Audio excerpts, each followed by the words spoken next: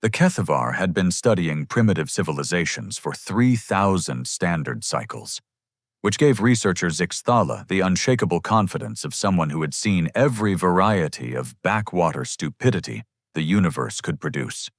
The crystalline being's faceted consciousness flickered through the holographic display with practiced disdain, cataloging humanity's mythological database with the same enthusiasm one might reserve for inspecting sewage samples.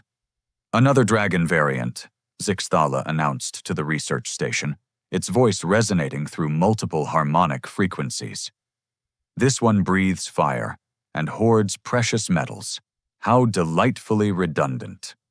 Across the observation chamber, the Vorlani collective consciousness that called itself Harmonious Understanding of Lesser Minds pulsed with what passed for amusement among hive minds. 17 identical bioforms swayed in perfect synchronization, their shared thoughts rippling through pheromone clouds. "The psychological projection is fascinating," Understanding replied, all 17 mouths moving in unison. A species that evolved on a world so devoid of meaningful predators that they had to invent threats to exercise their adrenal systems. Observe how their demons are merely exaggerated versions of their own aggressive impulses. Zixthala shifted its attention to a new file cluster, geometric patterns of light dancing across its crystalline surface. "Oh, this is rich. They have something called a Wendigo, apparently a cannibalistic humanoid that embodies the fear of starvation. Meanwhile, their homeworld produces enough biomass to support 12 billion individuals. The disconnect is almost artistic in its absurdity." The research station hummed with the quiet efficiency of academic superiority. 36 species had contributed to this comprehensive analysis of Earth's pre-contact psychological profile, and the consensus was unanimous. Humanity represented the softest, most cushioned evolutionary environment anyone had encountered. A species so thoroughly protected by their planetary circumstances that they had to manufacture trauma through storytelling. "Have you reviewed their cosmic horror subcategory?" asked Dr. Nifis, the station's Altarian xenopsychologist, the serpentine being coiled around a data terminal, its scaled head swaying as it accessed the files. "They've invented entities that apparently drive observers insane merely by existing. The projection of inadequacy is almost painful to witness." Understanding's bioforms shifted into a new configuration, forming what the collective used as a gesture of scholarly condescension. "We analyzed those myths extensively.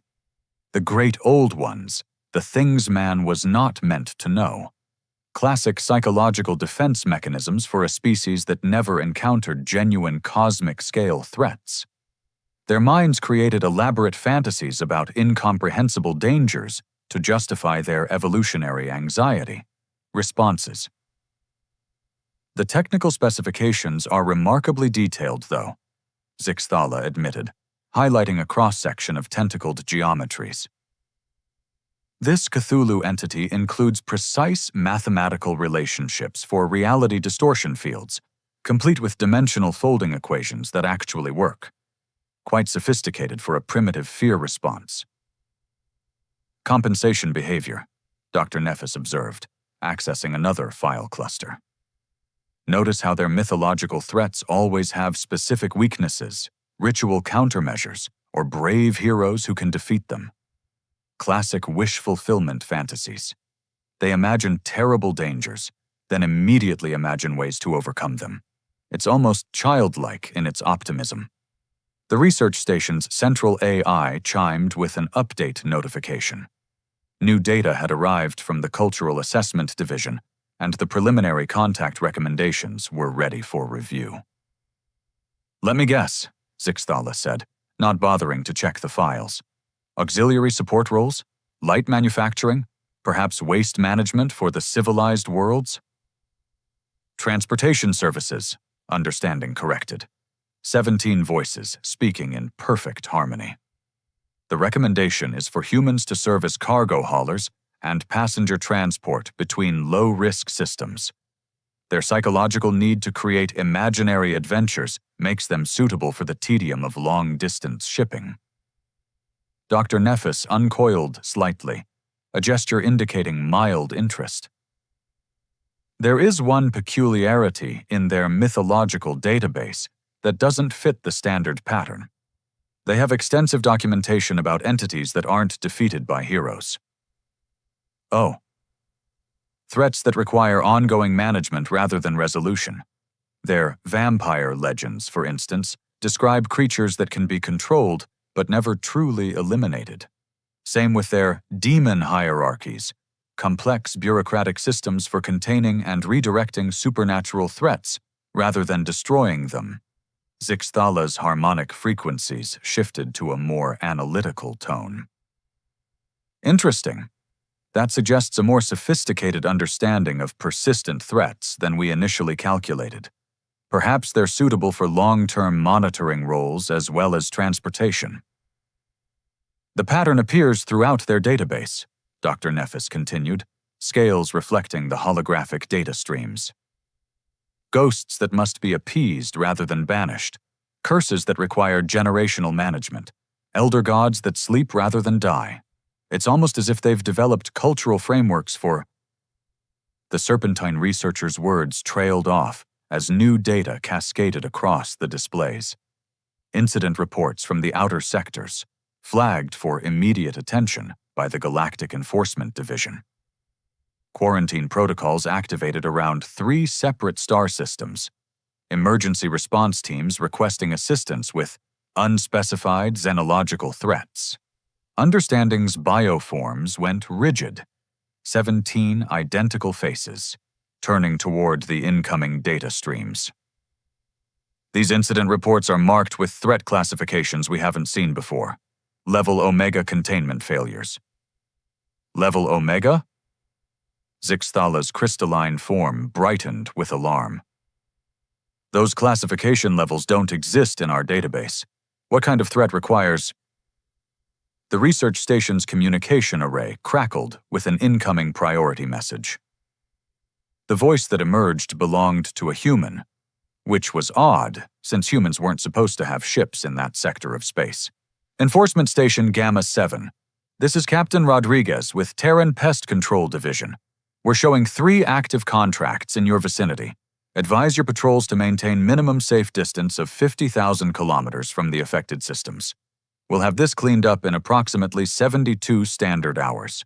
The communication ended with a casual sign-off that suggested the speaker had been discussing weekend maintenance rather than cosmic-level emergencies. In the silence that followed, 3 of the galaxy's most respected xenological researchers stared at displays full of data that suddenly felt much less comprehensive than it had moments before. Pest Control Division? Dr. Nefis whispered, scales shifting to colors that indicated deep unease. Zixthala's harmonic frequencies had dropped to subsonic levels, a sign of profound confusion among the Kethvar. Did that human just refer to Level Omega containment failures as routine maintenance contracts?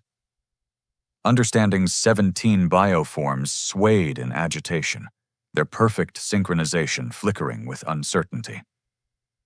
Perhaps we should reconsider our assessment of human mythology. There may be aspects of their cultural development that our analysis missed.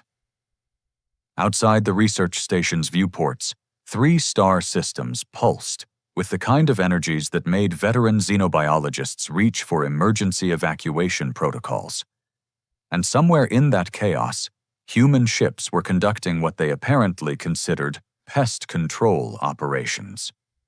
The universe, it seemed, had a sense of humor after all. Commander Vextal had patrolled the outer rim for 47 cycles, without encountering anything more dangerous than smugglers with outdated weapons and the occasional diplomatic incident involving mating rituals gone wrong. The Galactic Enforcement Cruiser, absolute authority, represented everything the civilized galaxy stood for: order, protocol, and the comfortable certainty that proper procedures could handle any situation, which made the scene before them particularly unsettling. Sir, I'm reading 17 human vessels in formation around the Kepler 442 system, reported Lieutenant Quill, her avian features ruffled with confusion. That's the dead world from the quarantine reports. Vextal's 4 arms worked the command console with practiced efficiency, calling up tactical displays that made progressively less sense. Kepler 442 had been a thriving colony world until 6 months ago, when something had killed every living thing on the surface and left the planet radiating energies that drove scanning equipment haywire. Standard enforcement protocol called for a 50,000-kilometer exclusion zone and requests for specialized containment teams from the core worlds. "Hail the lead human vessel," Vextal ordered. "They're in violation of quarantine protocols." The communication channel crackled to life, filled with background chatter that sounded disturbingly casual for a crisis zone. "Told Martinez to bring extra Grade 7 containment units, but does he listen? No, he brings Grade 5s and now we're running short on—" The voice paused. "Oh, hey there, Enforcement. This is Foreman Chen with Hyperion Industrial Cleaning Services. You folks need to clear the area. We've got a Class C infestation that's about to get messy." Lieutenant Quill's feathers stood completely on end. "Class C infestation?" "Sir, the classification system only goes up to Class A threats." "Negative, Hyperion vessel," Vextal transmitted back. "This system is under galactic quarantine. You are ordered to withdraw immediately for your own safety." The human's laughter came through clearly over the comm. "Safety? Boss, you might want to check your threat assessment database. We've been handling Shoggoth cleanup for 3 generations. This one's barely a medium-grade job." "Shoggoth?" Vextal's translator struggled with the unfamiliar term before providing a definition that made his secondary hearts skip several beats. "You're claiming the threat on that world matches mythological descriptions from your species' folklore." "Mythological?" Another voice joined the channel, this one female with an accent that suggested origin from Earth's northern continents. "Chief Engineer Okafor here. Sir, with respect, there's nothing mythological about a rogue bioform that can reshape matter at the molecular level. We've got 12 teams down there right now setting up resonance scramblers." The tactical display updated with new information as human ships deployed in precise formations around the dead world. Energy signatures that had been chaotic and impossible to interpret suddenly resolved into patterns that suggested organized activity rather than random destruction. "Lieutenant," Vextal said quietly, "run a cross-reference between the energy readings from Kepler 442 and the mythological database from that human research assessment." Quill's talons clicked nervously across her console. "Sir, the resonance patterns match something called an amorphous horror with 93% accuracy. The biorhythmic signatures are consistent with descriptions of things that should not be from human folklore dating back 12,000 standard years." On the main display, they watched human teams working methodically across the planet's surface. Whatever they were doing involved equipment that generated controlled reality, distortions, technology that shouldn't exist according to every galactic scientific principle. "Hyperion vessels, explain your operational procedures," Vextal demanded. "How are your teams surviving exposure to whatever destroyed this colony?" "Standard protective gear," Foreman Chen replied, matter-of-factly. "Psychic dampeners, reality anchors, emergency banishment kits. Same equipment we used on the Aldebaran situation last month, and that mess in the Vega system before that." Lieutenant Quill pulled up enforcement incident reports, her beak clicking rapidly as she processed the data.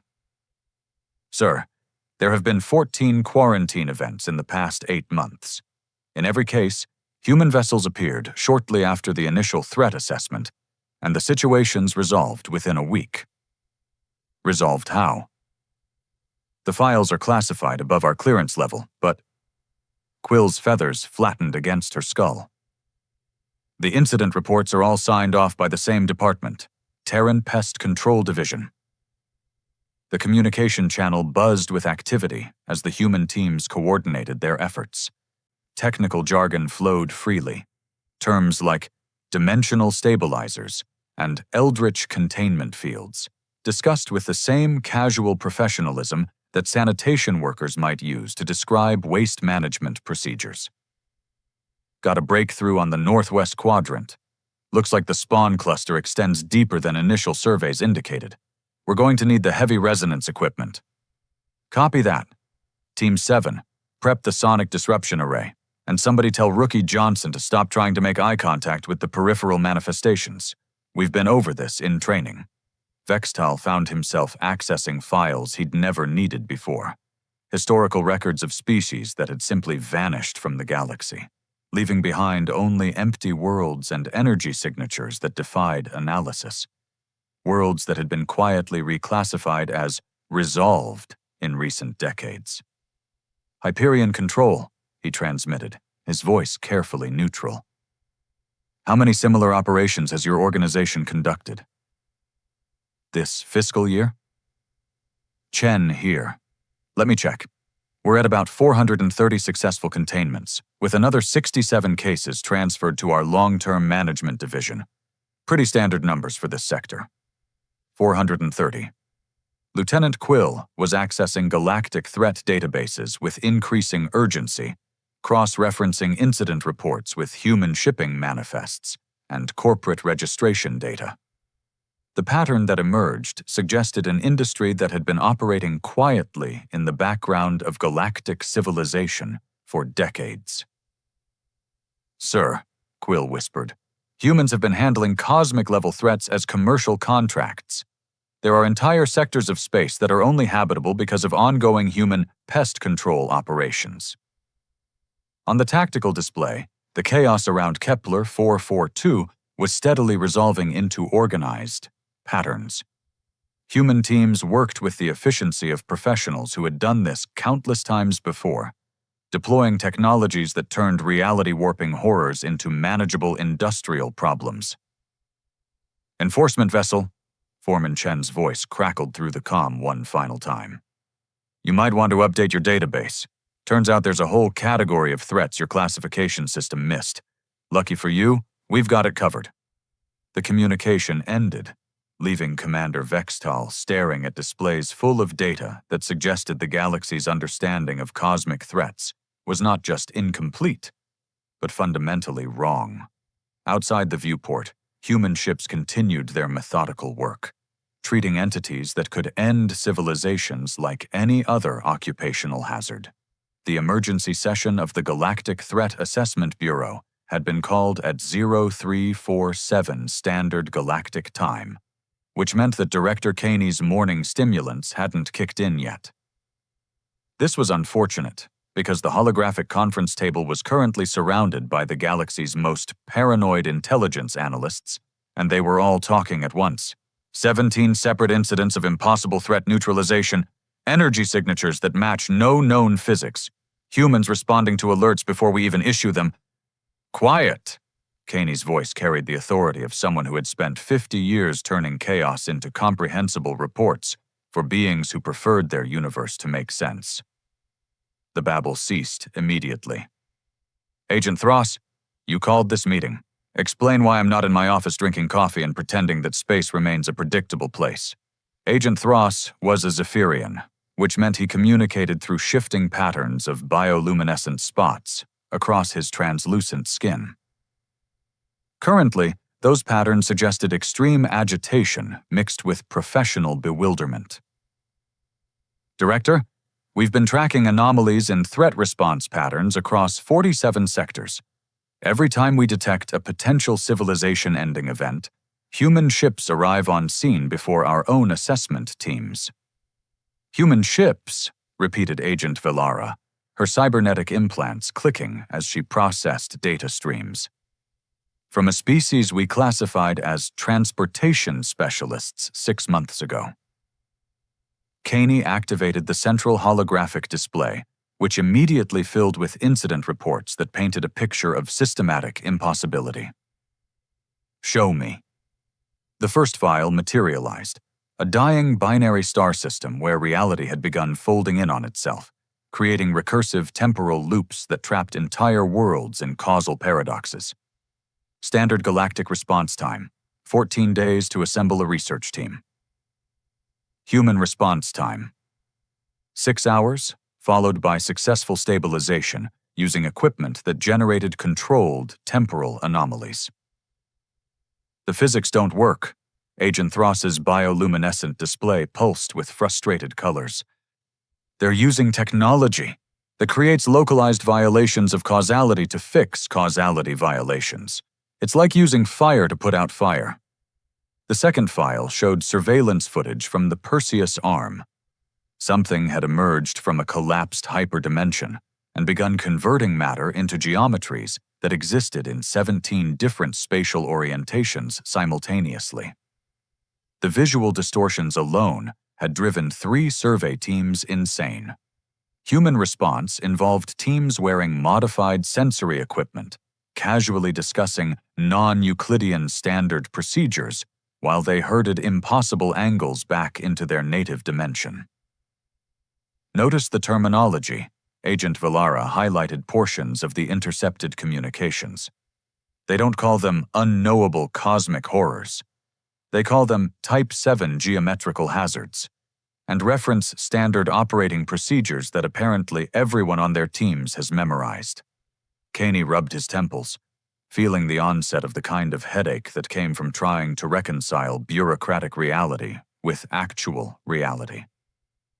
Are you telling me that humans have developed industrial solutions for threats that we didn't even know existed? The third file contained data that made the previous incidents look mundane. A region of space where stars were spontaneously developing consciousness and forming aggressive collective intelligences. The galactic response involved evacuating 17 systems and establishing a permanent exclusion zone. The human response involved something they called stellar psychotherapy, followed by successful negotiation of a non-aggression pact. Stellar psychotherapy, Caney said slowly. They talked a group of sentient stars out of destroying inhabited worlds. The conversation logs are available, Agent Thross indicated, his patterns shifting to display academic interest. Apparently, the stars were experiencing something analogous to adolescent rebellion after achieving consciousness. The human negotiation team included specialists in cosmic scale psychology and interstellar family counseling. Agent Velara's implants chimed with incoming data. I've been cross-referencing human personnel records with our incident database.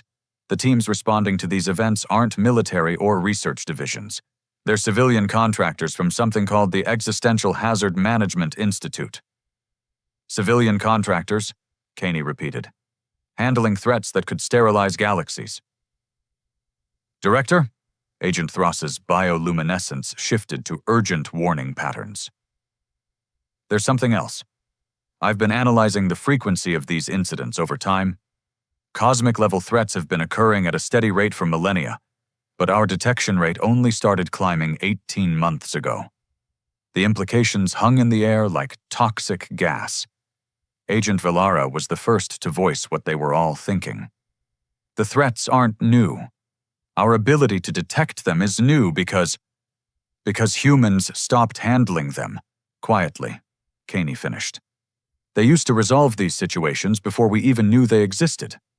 The central display updated with a new analysis, a comprehensive timeline showing the correlation between human shipping routes and regions of space that remained mysteriously stable despite being adjacent to cosmic horror events. Trade routes that passed within light years of reality tears, dimensional breaches, and space-time anomalies without reporting any difficulties. They've been running logistics through hazardous cosmic terrain for decades, Agent Thross observed. What we classified as low-risk shipping lanes were actually corridors that required constant maintenance by specialized teams. Agent Velara accessed another data stream, her expression growing increasingly grim. I'm seeing references to something called the night shift, human crews that work exclusively in regions of space that our navigation computers mark as avoid at all costs. They're not avoiding the dangers. They're managing them. The final piece of the puzzle materialized as a classified report from the Human Colonial Administration, marked with security clearances that shouldn't exist for a species that had been relegated to transportation services. Listen to this, Caney read from the document. Annual performance review for Sector 7 Nightmare Management Division.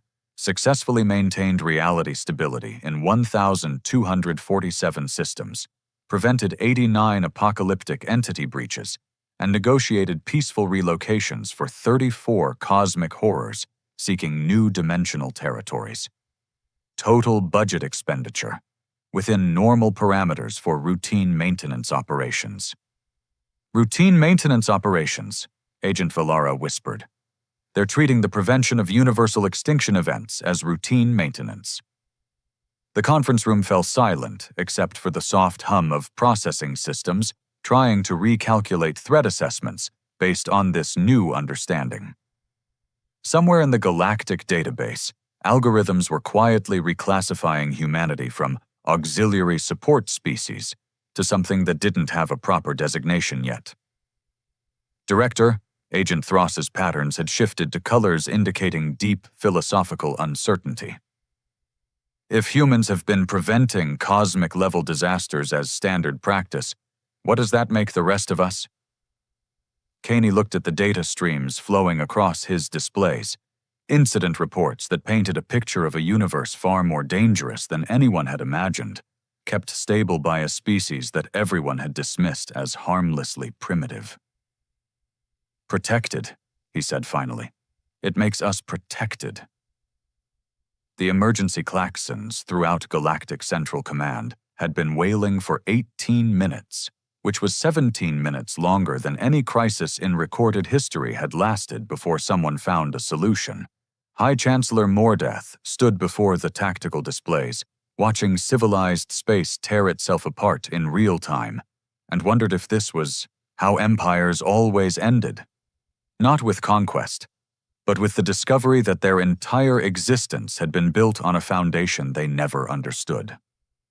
Status report, Mordath commanded, though the displays made the situation abundantly clear. Reality was unraveling across 12 major systems simultaneously, and the entities responsible were unlike anything in the Galactic Threat database. General Vexthon's voice cracked with barely controlled panic. The breaches are expanding exponentially. We've lost contact with Proxima Station, and the evacuation fleets from Beta Reticuli are reporting that space itself is becoming hostile to their presence. On the main screen, impossible geometries twisted through normal space, turning starships into abstract art and transforming inhabited worlds into recursive mathematical problems. The evacuation fleets were trying to escape something that existed in too many dimensions to properly perceive, let alone fight. Our best xenological teams are requesting immediate transfer to psychiatric facilities, reported Admiral Cathera, her crystalline form flickering with stress patterns. Apparently, direct observation of these entities causes permanent cognitive restructuring. Where are the specialized containment teams from the core worlds? Mordath demanded. En route, but their estimated arrival time is 72 hours. Sir, we don't have 72 hours. We don't have 72 minutes. The tactical display updated with new horror. The entities were moving with purpose rather than random destruction. They were actively seeking out populated systems, bypassing empty space to focus on regions with complex technological signatures. Civilized space wasn't just under attack. It was being deliberately harvested. Sir? General Vexthon's voice carried the hollow tone of someone delivering a death sentence. I'm receiving a priority transmission from the Human Colonial Administration. Patch it through. The voice that emerged from the communication array belonged to someone who sounded distinctly unimpressed by the current crisis. Galactic Command, this is Director Walsh from Terran Crisis Management. We're showing multiple Category X breaches in your territory. Are you folks planning to handle this internally, or do you need professional assistance? The casualness of the question struck the command center like a physical blow. Category X breaches. They had terminology for this. Director Walsh. Mordeth's voice carried every ounce of authority he could muster. We are experiencing unprecedented cosmic-level threats that appear to be beyond current galactic response capabilities. Right, the Outer Dark incursion. Yeah, we've been tracking that buildup for about 6 months. Honestly surprised it took this long to manifest. The dimensional barrier degradation was pretty obvious if you knew what to look for. Admiral Cathara stepped forward, her form brightening with desperate hope. You can stop this? Stop it?